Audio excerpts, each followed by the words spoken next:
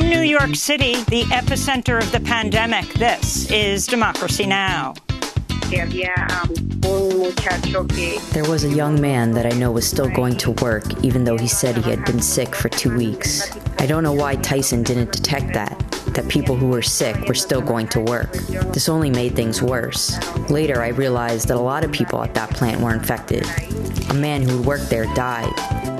At least 20 workers at meat processing plants have died from COVID-19. Around 5,000 have tested positive, though many don't have access to tests. But President Trump invoked an executive order to bar local governments from closing meat plants. We'll hear from meat workers about conditions during the pandemic and speak with the CEO of the League of United Latin American Citizens, or LULAC, which is supporting the workers with a virtual town hall on food worker safety with presumptive Democratic presidential candidate Joe Biden and calling for meatless May Mondays. We have been advocating for workers' rights in these meatpacking facilities for many years. And we knew that when this virus arrived, because of those conditions, we were going to have a major issue. As meatpacking workers face increasingly dire conditions, we'll also look at how Senate Majority Leader Mitch McConnell is demanding Congress protect corporations from liability for workers who get sick with the coronavirus. And as the United States represents close to 1/3 of confirmed cases, we'll speak with emergency room physician Dr. Richard Levitan, who volunteered at Bellevue Hospital in New York at the height of the COVID-19 surge, shocked by what he saw. He says we could be doing more to keep patients off ventilators and alive. All that and more coming up. Welcome to Democracy Now!, democracynow.org, The War and Peace Report. I'm Amy Goodman. There are now over 3.5 million confirmed cases of the coronavirus around the world, with nearly 250,000 reported deaths. The United States makes up close to 1/3 of confirmed cases and 1/4 of the known deaths, even though it represents less than 5% of the world's population. President Trump has projected the U.S. death toll from COVID-19 may top 100,000. Revising statements he made in recent weeks, putting the projected number as low as 50,000. The official U.S. death toll is around 68,000 now, but many researchers believe the actual number is far higher. On Friday, over 2,900 people died, a new daily high in the United States. Here in New York, a nursing home has reported a staggering 98 resident deaths linked to the coronavirus. Until Friday, the official number of coronavirus deaths reported by New York for the facility was 13. The Isabella Geriatric Center said it had to order a refrigerator truck to store dead bodies because overburdened funeral homes had been taking days to pick them up. In Washington, D.C., President Trump and Secretary of State Mike Pompeo are continuing to criticize China's handling of the coronavirus outbreak, claiming the virus originated in a Chinese lab. On Sunday, Pompeo appeared on ABC This Week. There's enormous evidence that that's where this began. We've said from the beginning that this was a virus that originated in Wuhan, China. We took a lot of grief for that from the outset, but I think the whole world can see now. Remember, China has a history of infecting the world, and they have a history of running substandard laboratories. The World Health Organization and the U.S. intelligence community have refuted this theory, saying the coronavirus was not man-made and originated from animal-to-human transmission. A recent Department of Homeland Security report also blames the Chinese government for intentionally concealing the severity of the coronavirus while stockpiling imported supplies and reducing its exports. Meanwhile, the White House has blocked Dr. Anthony Fauci from testifying before a House committee this week.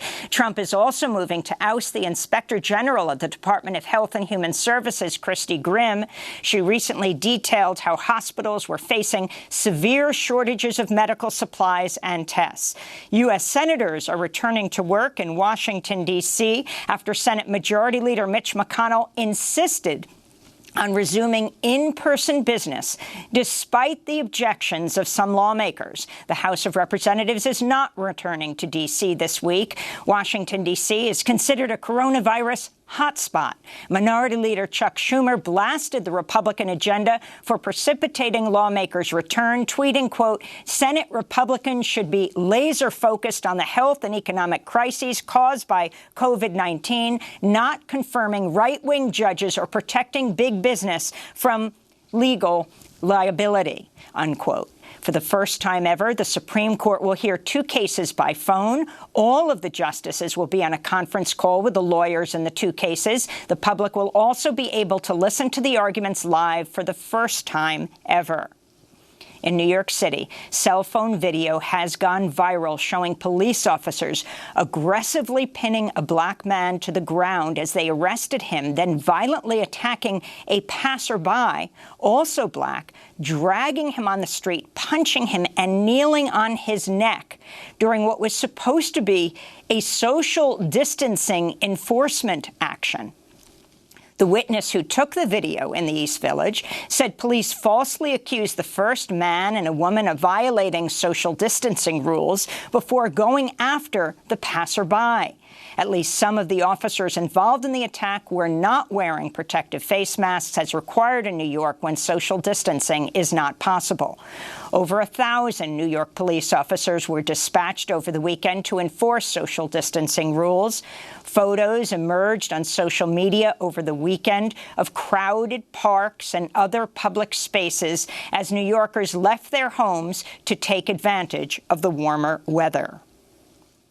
In immigration news, the San Diego Union Tribune reports 2 guards at the privately owned Otay Mesa Detention Center have filed 2 lawsuits against CoreCivic, alleging the private for-profit prison corporation doesn't take the necessary measures to protect their health on the COVID-19 amidst the pandemic and create an environment that was too dangerous for them to do their jobs. Otay Mesa has one of the largest coronavirus outbreaks of any ICE jail in the United States. As of last week, over 160 prisoners have tested positive for COVID-19.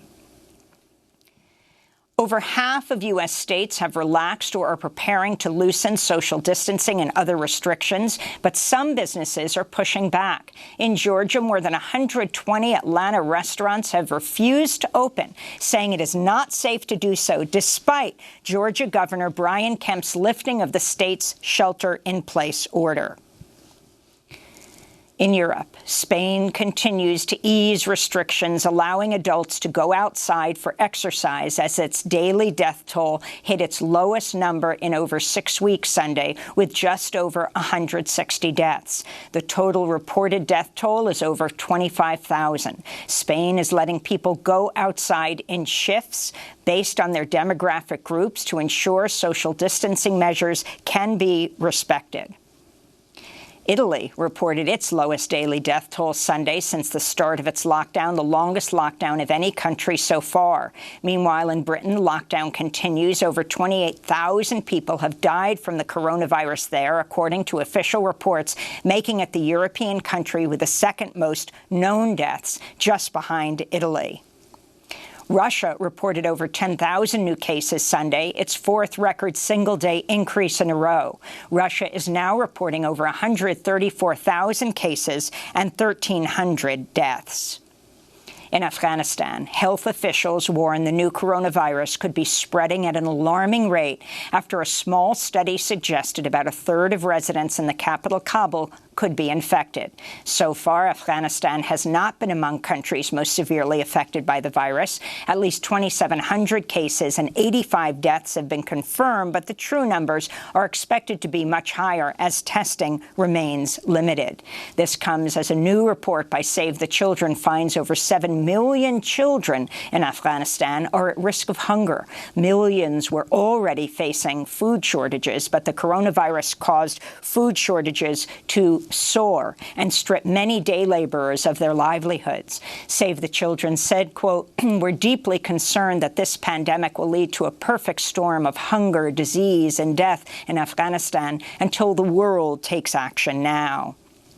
India has extended its nationwide lockdown, affecting 1.3 billion people for another 2 weeks after reporting a record rate of new coronavirus cases. On Friday, India rolled out a contact tracing app that uses Bluetooth and location services to track people's movements. Use of the app will be mandatory for all public and private sector workers. The Internet Freedom Foundation warns the app is a privacy minefield that could become a permanent surveillance tool even after the pandemic recedes. In Pakistan, medical workers have ended a hunger strike after the government agreed to ensure that each worker has access to personal protective equipment. The government also promised to investigate the death of a nurse who developed COVID-19 symptoms after treating coronavirus patients. Dozens of starving Rohingya refugees landed on the southern coast of Bangladesh Sunday as fears grow for hundreds more left stranded at sea for weeks after Bangladeshi authorities cut off port access during the coronavirus pandemic. In April, more than 60 Rohingya died aboard a boat with hundreds of refugees on board after authorities in Malaysia and Thailand denied them entry, citing coronavirus fears. The United Nations is calling on governments to allow Rohingya fleeing persecution in Burma to dock as weather forecasters warn a tropical cyclone may form over the Bay of Bengal this week.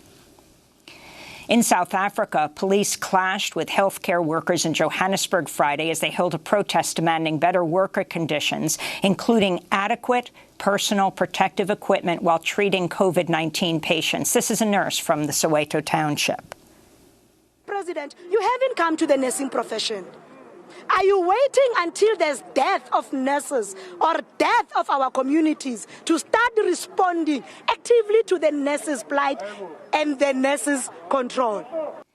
Protests took place across the United States and around the world Friday for May Day. Despite the pandemic, essential workers from Amazon, Instacart, Whole Foods, Walmart, Target, and FedEx held a mass strike to demand better health and safety conditions and hazard pay. In Washington, D.C., the People's Bailout motorcade rolled through the city. Around the country, nurses at well over 100 hospitals held socially distanced protests demanding personal protective equipment and to draw attention to healthcare workers who have died while fighting the coronavirus.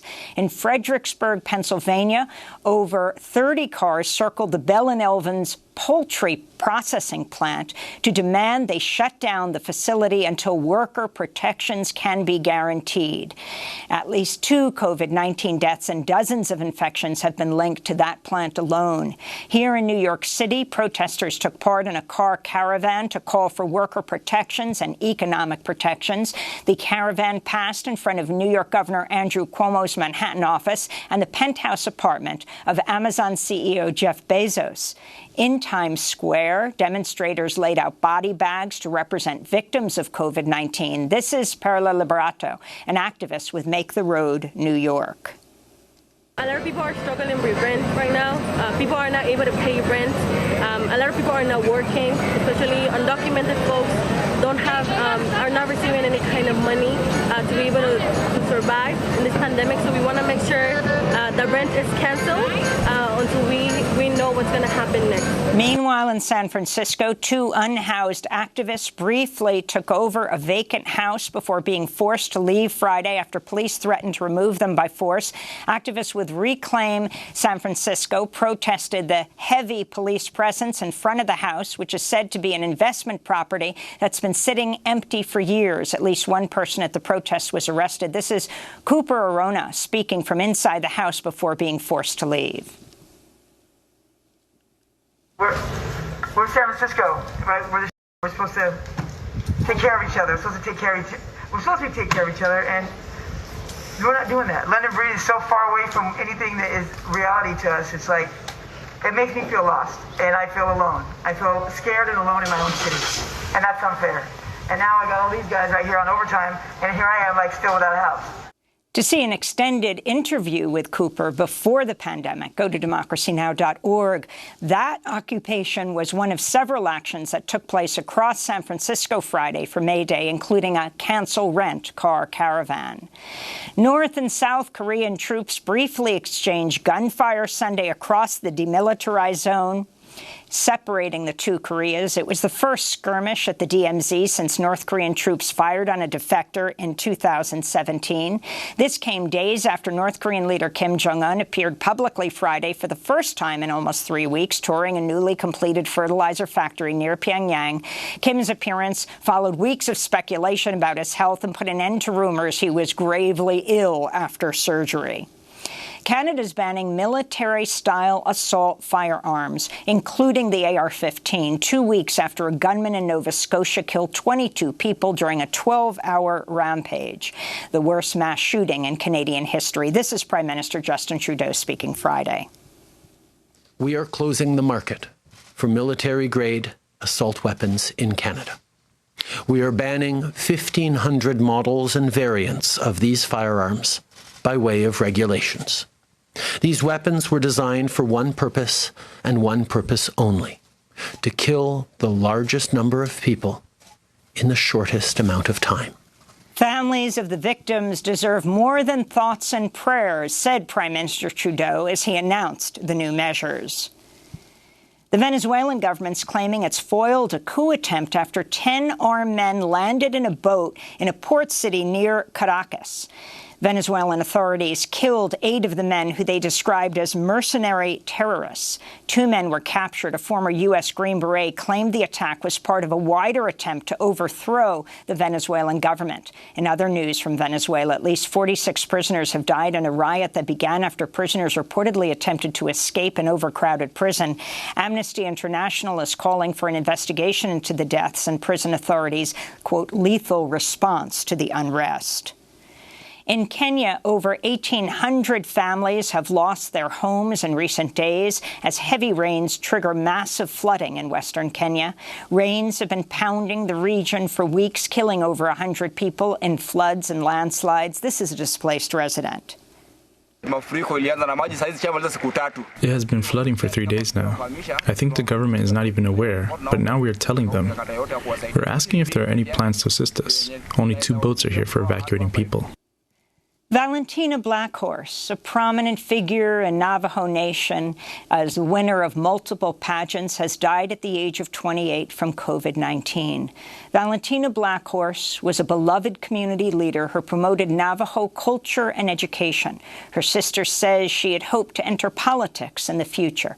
Valentina Blackhorse may have contracted the virus while caring for her partner, Robbie Jones, a detention officer for the Navajo Department of Corrections, who says he could have been exposed at work.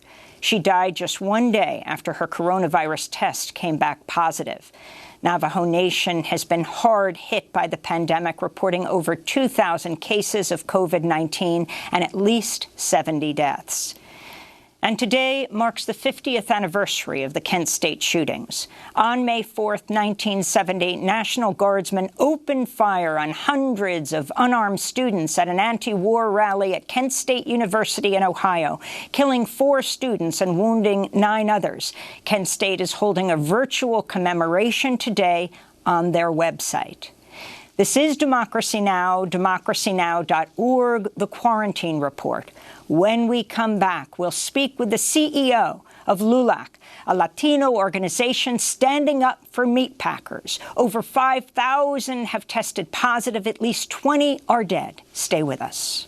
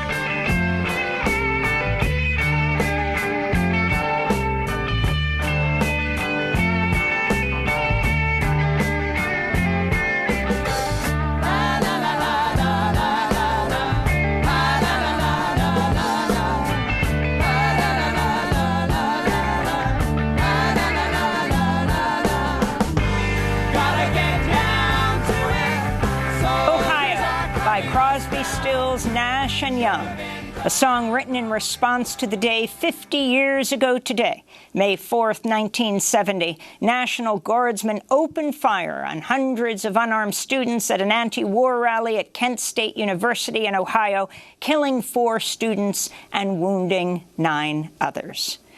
This is Democracy Now!, DemocracyNow.org, The Quarantine Report. I'm Amy Goodman. We begin today's show looking at the coronavirus outbreak in meatpacking plants across the United States, as U.S. beef, pork, and poultry processing plants face a public health crisis and a growing number of infected workers. Last week, President Trump signed an executive order barring governments from closing meat plants. The order declares meat plants as critical infrastructure. At least 20 meatpacking workers have died from COVID-19. More than 5,000 have fallen ill from the disease. That number is expected to be far higher due to a lack of testing. In Sioux Falls, South Dakota, at least 1,000 people have tested positive for the virus at one Smithfield pork plant, accounting for more than half the confirmed cases in the entire state of South Dakota.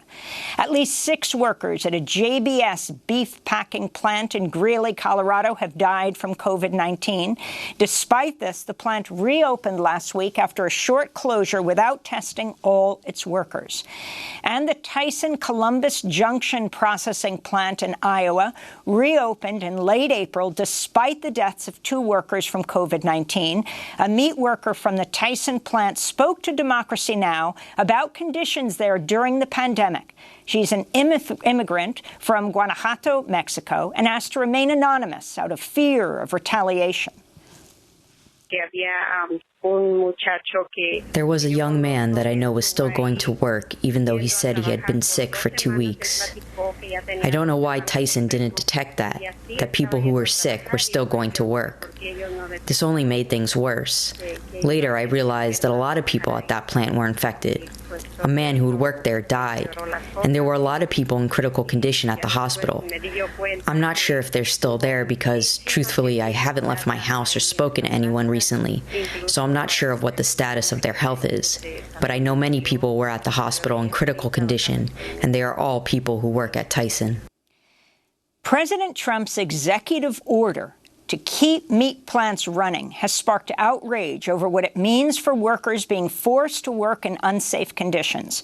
On Friday, dozens of Bell & Evans workers and activists circled the poultry company's Lebanon County, Pennsylvania poultry processing plant in a funeral caravan after 2 COVID-19 deaths and dozens of infections connected to the plant. The protesters demanded an immediate shutdown of the plant and full pay for all workers until it can implement a plan to keep workers safe, including personal protective equipment, paid sick time, and social distancing policies. Bell & Evans has gone radio silent while their workers die. That's unacceptable. We demand Bell & Evans to tell us how many workers are infected and how many workers have died. We need to know how many other workers have been infected by the failures of this company. Over the weekend, LULAC, that's the League of United Latin American Citizens, joined a coalition of Iowa farmers, activists, workers, and elected officials and community groups to announce the Meatless May Mondays campaign to draw attention to the conditions workers are facing. Today, LULAC, which has more than 60 million members countrywide, is joining with Univision to host a virtual town hall on food worker safety with Democratic presidential candidate Joe Biden and members of Congress. Well, for more, we're joined by a number of guests. In Washington, D.C., Cindy Benavides is with us, CEO of LULAC. And in Des Moines, Iowa, we'll start with Alejandro, a local organizer whose immediate and extended family members work in meatpacking plants across Iowa, South Dakota, and Nebraska, including Smithfield, Tyson, and other meat plants. Alejandro has asked us to use his first name only out of concern for retaliation retaliation against his family. We welcome you both to Democracy Now! Cindy Benavides, we're beginning with you, CEO of LULAC. I watched your news conference on Friday, where you're joining with this coalition of groups calling for meatless May Mondays, a kind of boycott of these meat corporations. This as President Trump has invoked the Defense Production Act, signing an executive order saying governments cannot close down these hot spots where in some cases, one meat packing plant alone, there are over 700 coronavirus positive workers. Can you talk about LULAC's position and what you understand about the meat packing industry in this country and who the meat packers are? First of all, thank you so much, Amy, for having me on. As many of you may know, LULAC, the League of United Latin American Citizens, is the oldest and largest national Latino civil rights organization. We're about 91 years young, 91 years strong, and still going. For 91 years, we have been protecting and defending the Latino community in the United States, in Puerto Rico, and Washington, D.C. And today, unfortunately, we find ourselves still protecting and defending our community, particular our meatpacking workers. What we're seeing on the ground and how we're made up is that we have members who are volunteers for LULAC in over 37 states, Washington, D.C., and Puerto Rico. And some of those members happen to work in meatpacking plants and or are relatives of folks that work in meatpacking plants. And this is why over a month ago, we started receiving complaints of individuals who were hearing that, unfortunately, their colleagues were getting sick, and this was not being reported by that particular industry or facility. And so we got involved, and over a month ago, we sent a letter to OSHA to ask for questions. To this day, we have not heard back. We have not gotten a response. We also know that our LULAC members in Iowa, our state director, Nick Salazar, and Joe Henry, who serves as a senior advisor to our national president, have been working closely with our community in Iowa and also traveling to neighboring states to understand the conditions of the workers. And just to give you an idea, in Columbus Junction, Iowa, we know that there's already been multiple deaths there of people working. And what we're seeing more than that is that when President Trump enacted the Defense Production Act, what he is asking our community to do is to march into slaughterhouses and put their lives on the line.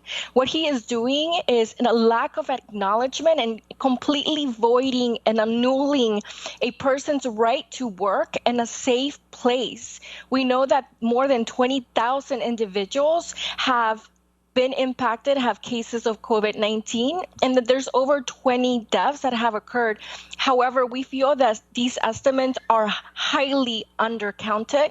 We think that it's at least double, if not triple, those numbers. And again, what we're hearing from the workers and from their families is that in many instances, the workers are being turned away by the clinics and hospitals in their community, and they're having to drive over an hour and a half or 2 hours simply to get tested, and on top, pay for the test in order to know if they actually do have COVID cases.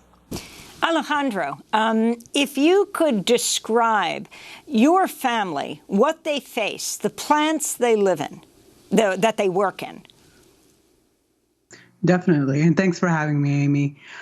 Essentially, in the surrounding area here in Iowa, there are countless meat and food processing plants, and we're seeing that these issues are across the board. This is industry-wide practices, and that's why we're seeing this, kind of pop up all over the state, essentially. And as you mentioned, I have family working across the board, across the state, and into some other states in the industry. So, this is, it's very scary for my family, my immediate family, my extended family. I have cousins who now have tested positive, because of these plants. My sister and her husband have tested positive here just recently because of these plants. And, again, just incredibly scared. And this has just been consistent, even prior to the epidemic, that these have not been safe work conditions. Very fast lines. These are workers that are standing on their feet for hours. overworked, working extended hours in a day and working often forced weekends. So these are very hard workers that are very dedicated to that work to provide for their families. But the only reason that they aren't there right now, why these companies, many of them are have a lot less workers right now, is because they're scared. They want to do the work. I've been talking to families, to workers almost every day for the last couple of weeks, and they've been telling me that they want to work, but they want to be able to do it safely. So, just even 2 weeks ago is when they finally started introducing masks. Not that they're very protective masks, but they started introducing masks just 2 weeks ago, even though we've known about what's been going on for months. So it's very clear that these companies, that they didn't take the safety precautions, and essentially they have a system in place that doesn't prioritize the safety of workers, which is largely why we're seeing all of this. Again, they talk. I wanted to read what John Tyson, the billionaire chair of the board of Tyson Foods, recently warned in a full-page ad in several newspapers, as well on the company's website. Quote, "There will be limited supply of our products available in grocery stores until we're able to reopen our facilities that are currently closed. The food supply chain is breaking," he said. It wasn't days later that the president, President Trump, invoking the Defense Production Act, said that no government, no governor could shut down a plant. But is it the coronavirus that is breaking the food supply, or is it these corporations that did not early on provide the PPE, the protective gear that workers needed, the social distancing required? Alejandro, I wanted to put that question to you. And also, if you can talk about right now as we're broadcasting, Univision is having a special where they are bringing on different workers, like one of your colleagues, yet another daughter or son of workers in the plants. If you could talk about your organization, you speak English, you're a kind of a translator for your families who are working and getting sick in the plants. Definitely. And, in terms of, what the Tyson's had said there in regards to, the food supply chain, I think that's something that a lot of us are seeing. Of course, I'm concerned about, being able to feed America, and so are the workers. But if that was truly what they prioritized, if what they were prioritizing was, in ensuring that we have, a food supply chain, essentially, then they would be making sure that the workers are able to do their job safely, and they're not doing that. And it's kind of sad to see even other leaders, blaming the workers for, the immigrants for what's going on, when it's very clear that it is because they didn't take these safety precautions, because of the culture where they're encouraging people to come in or not letting them go home when they're sick. It's because of these long existing practices that and this structure, this dynamic between leadership and workers, where workers don't have a voice. That largely feeds into why, as you mentioned, it's the children of the workers. I was seeing that a lot of people in my similar situation, which is my cousins, my siblings, my former classmates from high school. We were kind of just screaming out to the void. We were afraid for our parents. There really wasn't much, talk there. There wasn't any noise. So, I did create a group where we were able to come together, the families and, the community, different allies to start, bringing awareness, start addressing what's going on, talking to workers and really identifying what they need. Because, again, I'm not here to speak on behalf and tell them, tell you what they need. I'm just here to say that these workers need a voice, and, these executive orders, these different things that, say, Mitch McConnell and other leaders are, touting are essentially just finding new ways to limit that voice. These workers don't have protections. These companies aren't being held accountable, and they're not even taking responsibility. So that makes it even harder to be accountable. And having a situation where workers can't even take legal action, or the communities can't rally around and force governments to, take this seriously. And we're going to talk about that issue of corporate responsibility. Mm-hmm. The Senate Majority Leader, Mitch McConnell, holding up stimulus package 4.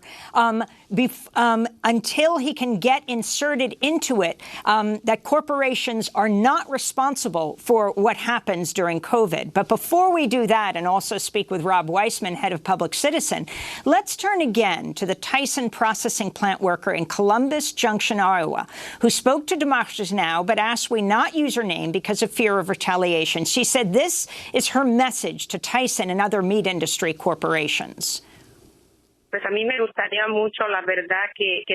I would like it if they treated people with more respect, with more love, to be considerate of us, the people who are working there out of necessity. We're not there for them to destroy our lives or our bodies. They need to be more conscious of taking care of people. It is because of the people that they are able to do what they do. Why not take care of people? Why not make sure we don't get hurt? I've never liked this, that they don't pay any attention to people's well-being. They should be more humane. Don't just think about money, but think about the workers that are helping the company make that money. In an interview with BuzzFeed News, a Smithfield Foods spokesperson blamed the South Dakota plant's, quote, large immigrant population for the rapid spread of the coronavirus. The spokesperson explained, quote, living circumstances in certain cultures are different than they are with your traditional American family. I wanted to go back to Cindy Benavides to respond to this, the CEO of LULAC. Thank you, Amy. And, first and foremost, I can certainly understand the pain that our community is feeling and the fear. And Alejandro talked about this. There's so many in our community who have reached out to LULAC, given us only their first name or a different name for fear of retaliation. And we also know that, many of them are being told internally that if they are not at work, they will not get paid, and or worse, that they could get fired, even when some of these same companies are touting externally that they're willing to pay the workers additional money or give them bonuses. So which one is it? Is it one, the managers internally telling the workers that they will get fired and or not get paid if they get sick? Or is it really what's being publicized externally? I can tell you, when we look at this particular industry, you have to really look at it from the very beginning to end. Yes, many of the workers actually commute in together to work to the plants. Many of them also, like many Americans, have multi-generational homes where you may have the parents, the children, and or the grandparents in the same household. And I know that this is not only true to Latinos, but it's also true to many immigrant and American families across this country.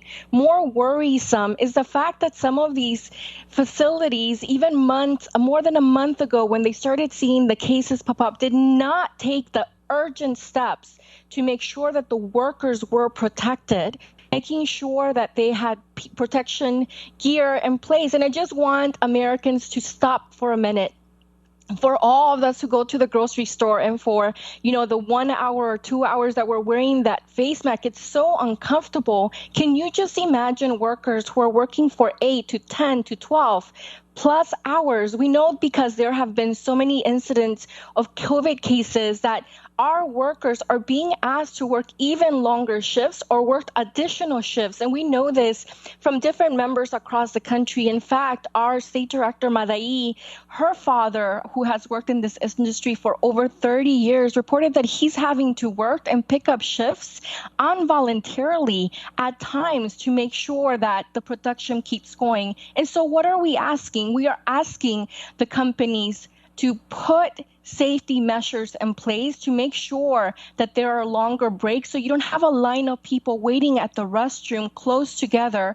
We're asking them to put sneeze guards, plastics in between workers, and to make sure that they, in fact, are following CDC and OSHA guidelines in terms of social distancing. And here's one more thing. We also know that in various facilities across this country, in many facilities, there are workers who may speak more than 40 different languages.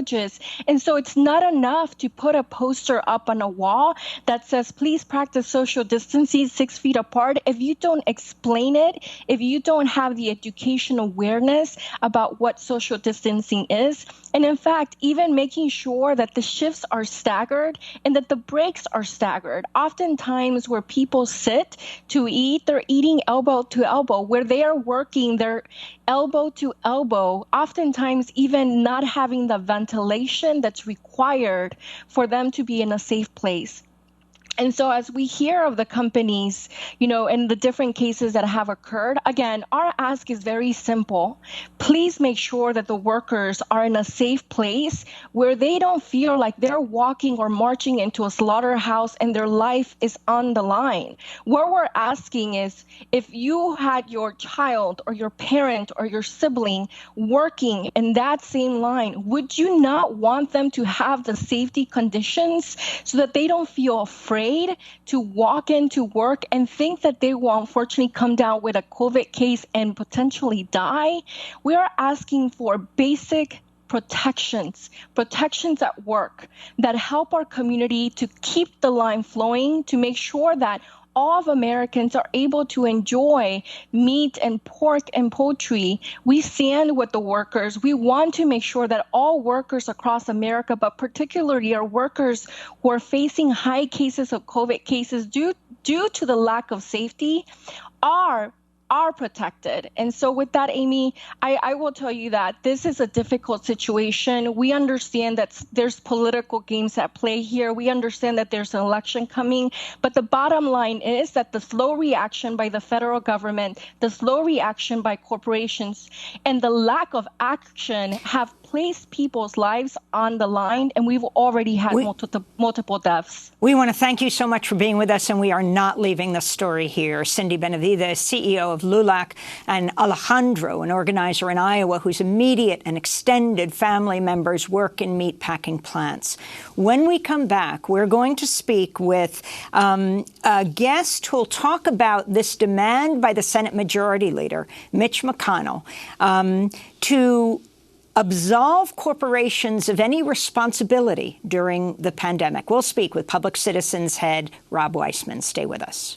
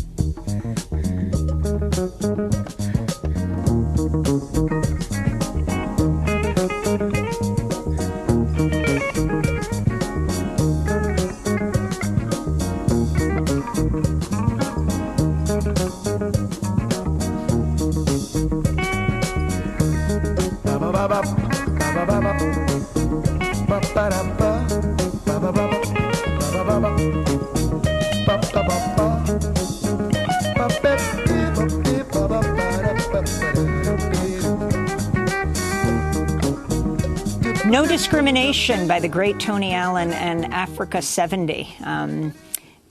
Allen is the drummer who created the beat of Afrobeat. He died last week at the age of 79. This is Democracy Now!, the Quarantine Report. I'm Amy Goodman. As meat packers around the U.S. face increasingly dire conditions, overwhelmingly immigrant and people of color, Republican lawmakers are ramping up their defense of corporate interests in the companies where workers are falling ill. The Senate reconvenes today. Majority Leader Mitch McConnell is demanding Congress use the next stimulus bill to protect corporations from liability from workers who get sick with the coronavirus. This is McConnell speaking on Fox News.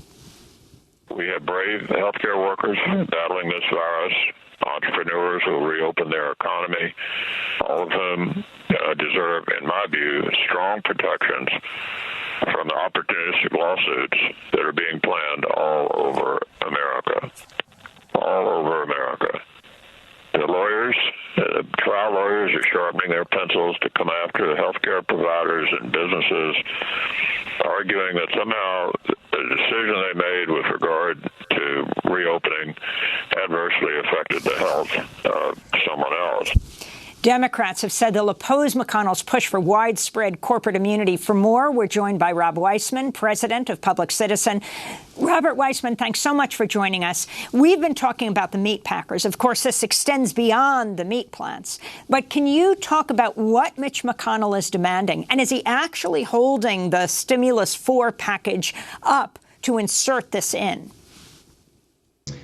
Mitch McConnell is talking about trying to have total immunity for big corporations for really anything that's remotely connected to the coronavirus crisis.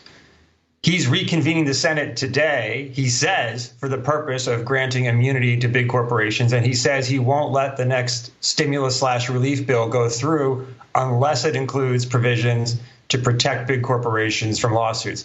This is not just about, although it's especially about, protecting employers from lawsuits for endangering their workers. It's also about lawsuits protecting companies from endangering their workers. It probably means protecting corporations from lawsuits over environmental pollution, maybe even violations of the civil rights law, fair wage law, and even more. This is a long-term agenda of the Chamber of Commerce and big business. Mitch McConnell sees an opportunity with the coronavirus to capitalize, and he's trying to get broad immunity for corporations for all the kinds of wrongdoing they might commit during the period of the crisis.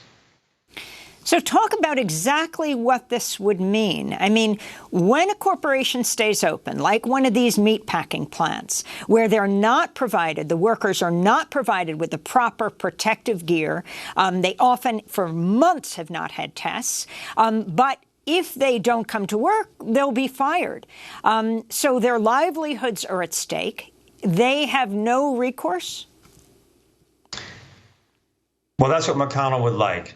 So, in fact, for workers don't have much recourse anyway for dangers at the workplace. If you're injured or become ill at the workplace, you're entitled to workers' compensation. It's just a straight insurance system. So you get paid for your time off, some portion, and compensation for your health care and any injury you may suffer. But you can't sue companies in court normally. The only time you can sue a company in court for an injury or exposure to an illness is when they engage in egregious misconduct, reckless endangerment of the workers. So when McConnell says he wants to protect the companies from lawsuits, he mostly means he wants to protect their right to engage in egregious misconduct. There's one case that's going on right now in Missouri that's slightly different, involving meatpacking workers. There, the workers are not suing for money damages.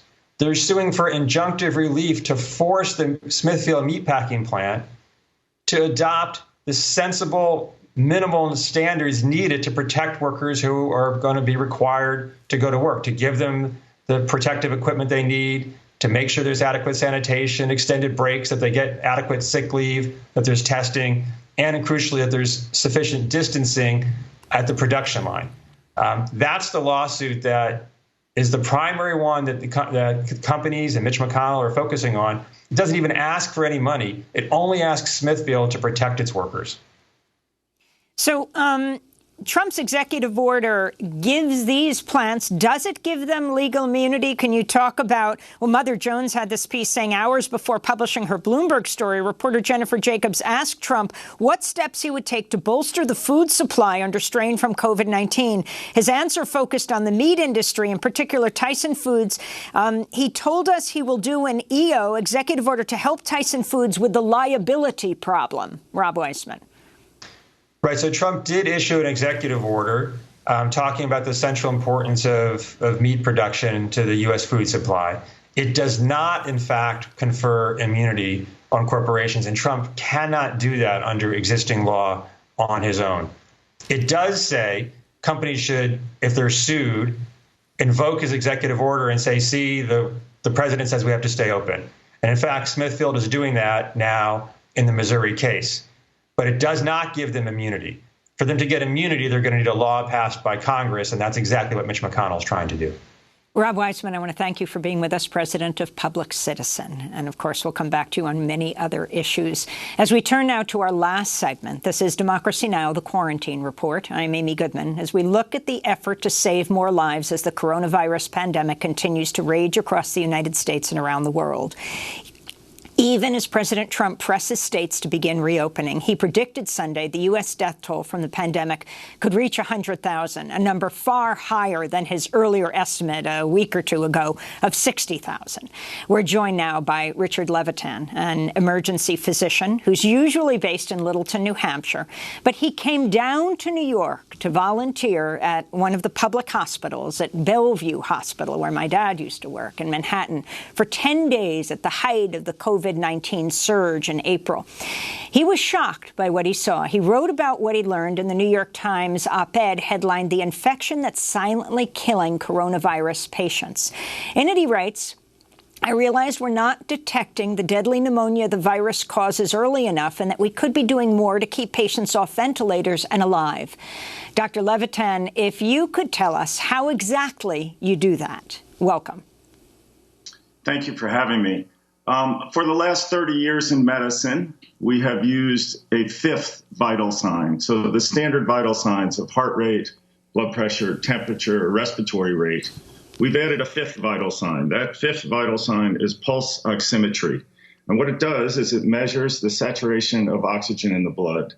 And what I noticed while working in New York is these patients came in with alarmingly low oxygen saturations, but they did not subjectively actually feel short of breath. So explain this oximeter. Explain exactly what it is. And interestingly, the inventor of the oximeter, Takuo Oyagi, an ingenious and indispensable medical device, as many are describing it, just died, and his death was just announced. Yeah, so if you've interacted with the healthcare system at all in the last 30 years, you had a small probe placed on your finger. In the hospital, those probes connect up to our monitors, but there are also now fingertip versions of this, and these devices are very inexpensive, and they are widely available. They are present already on every ambulance, in every hospital, in every doctor's office, actually in every nursing home. They exist widely. And this device gives you two numbers. It gives you a heart rate and it gives you an oxygen saturation. And so what is remarkable about this is that the cause of death in COVID overwhelmingly is pneumonia. Pneumonia triggers hospitalization and often requirements for mechanical ventilation. And then all these problems ensue after the lungs get severely injured. And a pulse oximeter is just a measure of identifying how well the lungs are working. And I believe can be basically an early warning system in terms of patients to know who has COVID pneumonia. So describe what doctors all over the country and nurses are seeing in hospitals, something that they really haven't seen before, where someone will be on their cell phone, they'll be talking to the doctors and nurses, and then suddenly crash. Explain that, and then talk also about your concern about people being put on ventilators. What, at this point, something like 85% of people who've been put on ventilators die? So the rate of death on ventilators varies dramatically. And unfortunately, the public has the perception that everybody who gets put on a ventilator dies. It really depends how sick you are on presentation. If you are elderly, if your lungs are terribly involved, your mortality being put on a ventilator is high. But among young people, actually, the death rate on ventilators is much lower. So I don't want the public to be scared that, if their loved one winds up on a ventilator, that necessarily means a death sentence. But it is a bad thing when people get COVID pneumonia and they present late. In terms of their presentation, we see all the time in emergency medicine that when people choke, when they drown, anything that affects oxygen going to the brain, when that happens quickly, patients pass out or they have seizures. The remarkable thing about these patients are they come in with oximetry readings, pulse oximetry readings, oxygen saturation readings, half normal, as low as 50%. And we normally have an oxygen saturation between 94 and 100. But so these people are there with these incredibly low readings, and their brain is working fine, and they're on their cell phone. And what they have done as an adaptation to this low oxygen caused by the pneumonia is they have silently kind of increased their breathing rate over days.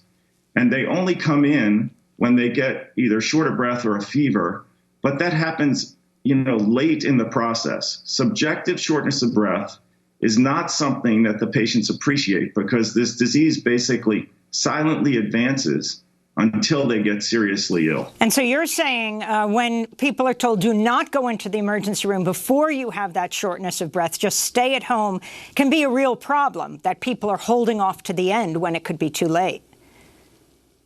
Well, looking back on my own experience with COVID, before I went to New York and I was evaluating patients in the hospital and we were sending out COVID tests, I followed what the CDC guidance was. I told patients, let us know if you get short of breath. There are, in fact, posters from the CDC that say, do not go to the hospital if you have a cough or you have shortness of breath. Only go to the hospital if you have trouble breathing, you're unable to be awoken, or you turn blue.